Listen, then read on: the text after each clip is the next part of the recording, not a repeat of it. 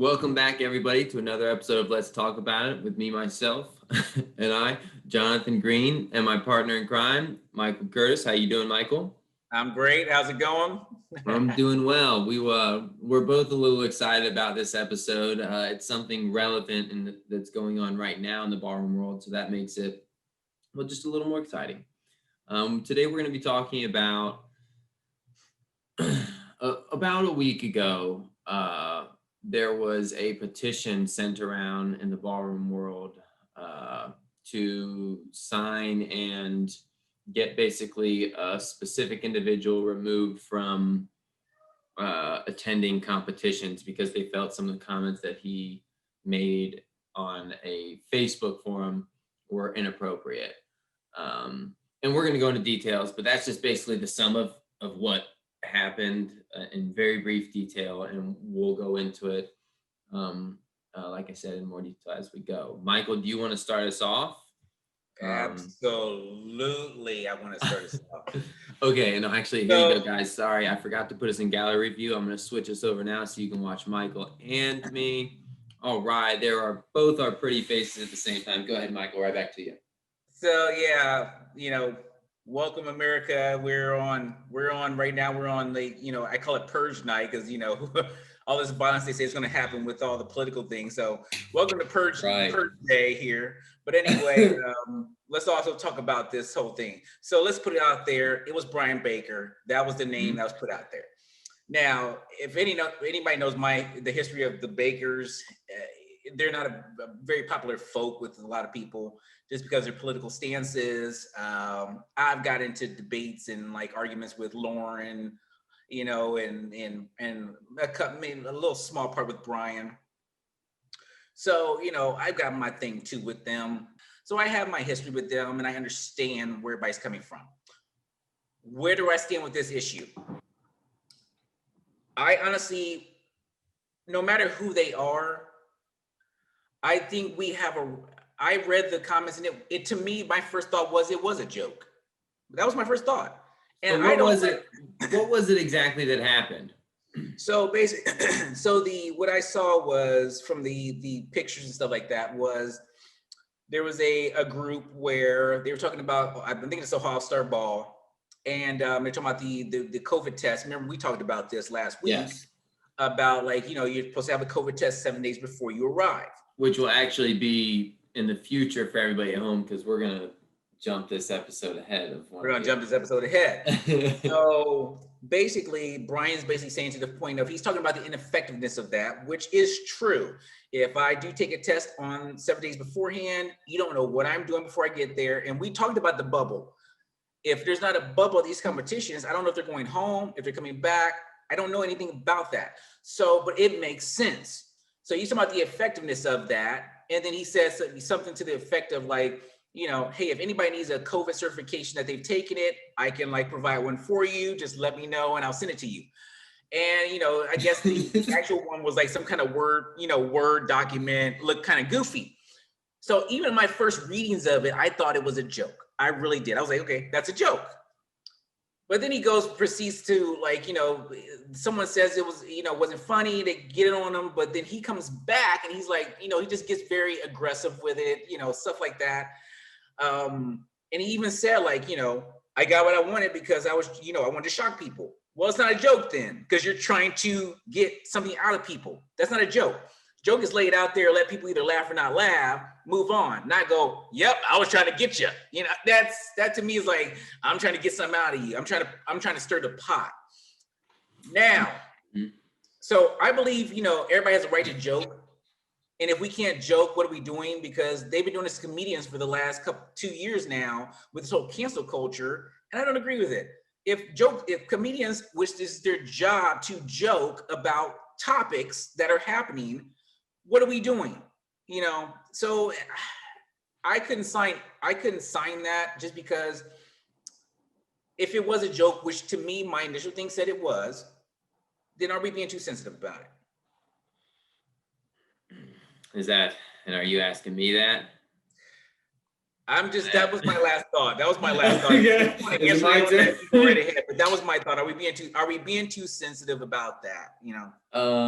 So from my understanding of it is, and I think you have a better, you've looked into this more than I have. I remember riveting stuff. I read it all up, you know. It was riveting. I remember you texted me about it when you saw it on social media, and so then I jumped on. I read the initial. I think I read the petition, and I think then I read some post about Brian saying, commenting about people trying to get him, out of commenting on the petition. Yeah, trying to get him out of NDCA, get him banned. Right. So I guess I didn't see the original post unless it was I think the original post was in the picture. It's in the petition. In the petition. Thank you. Okay. So then I did see that. Based off what I saw, I thought it was a joke. I'm with you. I agree. It looked like a joke. And now, excuse me, you kind of hit the, at first when you were saying it, when the episode was starting off and you were leading in with, Lauren and Brian have some people, they're not the most liked couple and whatnot. The first thing I thought was, well, that's not necessarily fair. But I guess that is the more I think about it, they have created some issues with more people than most people tend to. Let's just say that. That being said, I've disagreed with Brian and Lauren many times. I still consider Brian a friend, and Lauren. I don't. I know that we definitely don't see eye to eye on a lot of things. So I'll be the first to stand up against Brian Lauren about something, but I would do that with them there, and they know that, and we would have the conversation and whatnot, and I'm sure we would get frustrated with each other, but whatever. You'd be the second. I was the first. I get that they're strong. Brian is very strong opinion about things. They both are. And yeah, right. So am I. And when you are a strong opinion about things, and you're going to draw attention probably more than someone who's not. So now, like you said, stirring the pot, Brian can sometimes be a little pot stirrer. I guess we all can that as well. I guess the biggest thing with that is just, I guess right now, stirring the pot isn't such a great idea, just with everything the way things are right now. And let me jump in real quick because it's about reading the room. It's the same. I'm sorry. It's the same thing I said about. I was talking to a friend of mine about Trump. I'm like, look, my vote was undecided. I literally said, sway me, and I'm sitting there going like, Trump needs to know his behavior has set him up for failure because we're not listening to what he's saying. We're going, you did A, B, and C, and D. So and that's a culture thing, and that's a bad thing. We should still listen to the message. But read the room. He makes it very hard. So the same thing is, if you are a person that has flamed and stirred the pot and people don't like you for certain reasons, don't go stir the pot on something that's sensitive like this. Read the room. Read the room. Know your reputation. Read the room. Probably not the goodest thing to do. Joke about something else, because they've put up with it for so long because there's about 130 signatures on this thing, but he made a counter proposal that has basically like about 70 signatures. So it's like, read the room. Read the room. Ultimately, I can't agree with you more, honestly. But ultimately, I do believe it is down to listen. You can't kick this guy out because he made a bad joke or even because he tried to stir the pot. Like, neither of those are reasons to ban somebody from the competitions. I get that there is a line. There is a degree or a line that you can pass that when people get to, all right, after so much has happened already, we can blah. but I don't feel this is it. And also, I understand that there's confusion with that line with everything going on right now because COVID is new. We don't know. We don't like just have a cure for it. You know what I mean? So it's not like it's a concern. It's still a concern for everybody. So it is a touchy issue to be made. Or just, instead of the being, room comes to mind, like you said. Yeah. watch him at Hot Star Ball, and maybe he just doesn't have a big degree of a margin of error. Hey, we're watching you. At least that. Something like that. And obviously, like, you can't really, like. I'm sorry, I don't think this. Let's talk about it. I've never been one to like pull back. I don't think Brian's smart enough to pull off a valid COVID test is going to fool somebody. Sorry. I'm not seeing that genius going on. So, I'm pretty sure if he showed up his little Word document saying I'm negative, which is what I'm assuming it said, because I think that's what he said it said, is it more about just him as the person, or are you really scared that he's going to provide tests? And that's what I'm thinking people should ask themselves. Which one are you actually going for? Is it just because you just don't like him? Which then that's not valid, because your point was we're nervous. It seemed like a joke to me. I read it. First off, that was my first thing. This is a joke. And you're talking about somebody that doesn't even like the guy. Honestly, I don't like the guy. I don't like where they stand. And anybody that stands out and says, we're just tired of hearing about racism, we don't want to hear about it anymore. Well, then try living it. You may take a different stance on that.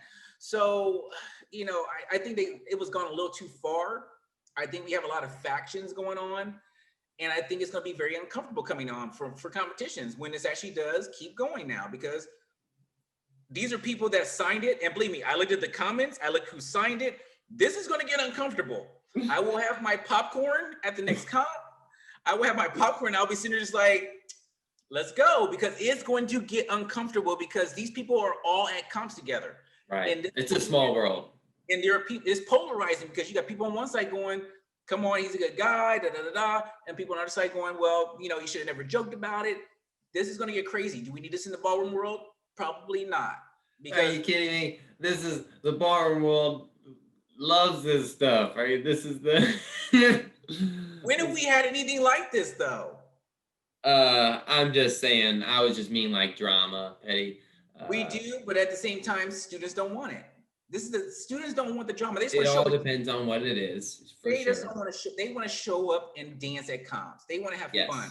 They don't want to get to this political juncture about well, should he be banned or not? And let's be real. Let's talk about it. NDC ain't doing crap. I've been wondering where they're going to show. Where's my There's no way they pulled the trigger on anything. That's what you're saying? Yeah, they're not going to do anything. They haven't done anything. What presence have they been? So, and everyone's thought that. Let's put it out there. Everyone's thought it and said it in private. And some have said it publicly. I'm putting it right out there. They haven't done anything. So when I'm sitting there going like, you're going to do a petition to NDCA, good luck. You might as well do a petition to Papa Smurf, because very valid point. Yeah, absolutely. They're not gonna do it. I would be surprised. I would be surprised if they actually said something. They should address it, even if they don't solve it. Address it. At least say, you know what, we saw this.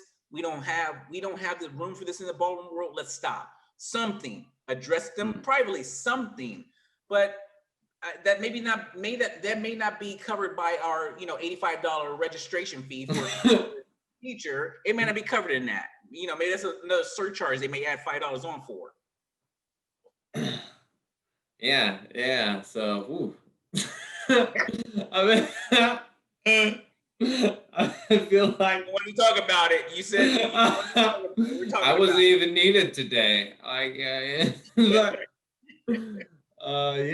mean, for the most part, you're nailing it. Yes. I mean, you're right. There should be some kind of response. I don't know. I guess I'd have to think about it if we should all get a response, or if just the person who wrote the petition should get the response, and it's up to them to then share that response with everybody else. And I would hope, and I would assume that Maria will get a response. But she better get a response from NDCA. I'm sure. I'm not even sure. But what they'll do. And let me say, I'm not sure it's her petition. I don't see, they don't have on the thing who started the petition. So I don't know who started it. Oh, I'm sorry. I misread that then. I have no clue who started the petition. It was shared to me, but I have no Yeah. clue who started it. That's my bad. Yeah, I don't know why I thought it was Maria. I'll take that back. Wherever the petition came from, whoever started it I'm sure they'll get a response. Either way, yeah, I think what you hit was the nail on the head. Is this we don't like Brian and we're trying to get him out, or is this a legitimate concern for your safety? And then when it comes to legitimate concern for your safety, there are two thoughts I have there. One of them is, meaning, like you kind of addressed, do you legitimately think he's going to create fake tests for people? And is that really something you're concerned about? Me, no, just like you. And then the other one is B, him and his demeanor in general. Someone who doesn't take this whole situation that we're in seriously, if that's the person in the boat with you, that's an uncomfortable feeling and will make you very likely not want to get in the boat at all. So there's that, but then, that's a gray area there, and it's a very difficult area for anyone to make a decision on, which is why I do believe that the NDCA won't be able to do anything, because it's really just a matter of where is that line drawn? Like, who thinks it's too far? What's too far? What's not too far? I don't see them making a ruling on it. Yeah, there's too, like you said, you hit it on the head. There's too many gray areas. And I think, honestly, like I actually saw one of the comps. It wasn't, obviously it can't be Ohio State ball, but I saw one of the comps and like people were wearing masks, but then they took their masks down to breathe. And then they danced with it like that. So it defeats the purpose. Like I said, football, those coaches get a fine. Unless there is a bubble, no one has a right to say, well, someone can't joke about it, someone can't do this, because there's no bubble. That means there's no guarantee, which means all this stuff you're doing is just false sense of security. And, I just want to be about it. And what Michael's saying here, everybody, is that for those people who, because so many people feel the way that Brian does about this, and they just don't voice their opinion the way that Brian does. So just because Brian's voicing his opinion doesn't mean he's the only person who feels this way. There's going to be many people who feel this way at the comp, meaning they don't believe that it's a scare, that this virus is a scare. And if there are many people, there's already going to be, if there's not something put in place already to kind of keep everybody in a bubble, like Michael was saying, then what's the point of singling out Brian anyway? So that's just because I wanted to make sure that everyone's clear on what you're saying at home. And then if someone pulls their mask down, is everybody going to be up in arms about that and say, let's ban this person at the comp? I doubt it, because once again, it goes back to me, it's about who this guy was that said it, which to me deflates the point. Yes. It just deflates the point. If you're not standing on principle. It's not about the principle, it's about this person, and just we're going to tack that on. Yeah, that's nonsense. It's nonsense. And I don't like the guy. Once again, I'm putting it out there. I don't like the Bakers. I really don't. They're not my cup of tea. Sure. And I'm not going to say like I hate anybody, because I don't hate anybody. It's just we're not going to sit down, have coffee, and talk, Sure. And honestly, like if they want to air it out with me, we could do that. I have no problem. Like I'm good with that. Like I believe people. I'm an optimist. I'm a hopeless romantic.